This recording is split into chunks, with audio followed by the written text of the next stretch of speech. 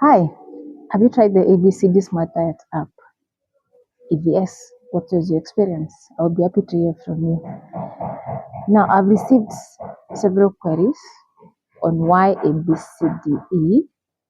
So, A stands for anthropometric, and here we're looking at your height, your weight, and your waist circumference. I know most of you know about BMI. You all know how we calculate BMI. But allow me to emphasize, when you're taking your weight, it's always recommended to weigh yourself first thing in the morning, just before you have anything to eat. Now, B stands for biochemical, and here we look at your lab results and your nutrient levels.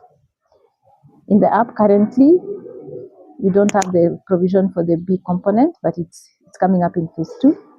However, if you have your lab results, it's always good to have a discussion with the nutritionist, and they can factor that in when they're doing your nutrition counseling and coming up with a diet plan. Then C is a clinical aspect. So here we look at the physical signs and the medical history.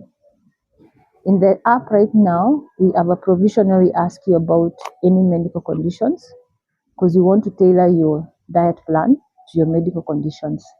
But we'll be building that up in the phase 2 to be more comprehensive on that component. Then D is a dietary aspect. And in the app right now, we're asking you for your diet for the last 24 hours, as well as your 7-day food recall. And here we want to look at how has been your feeding pattern for the last 24 hours or even for the last 7 days, so that we can tailor your diet plan to what you locally have access to and what you eat on a daily basis. Then the app is also factoring the Kenyan food composition tables because it's tailored for the Kenyans, what we eat. Then the E stands for economic and social aspect. And here we are looking at what is your budget, how deep is your pocket, which foods do you easily access, as well as your cultural preferences.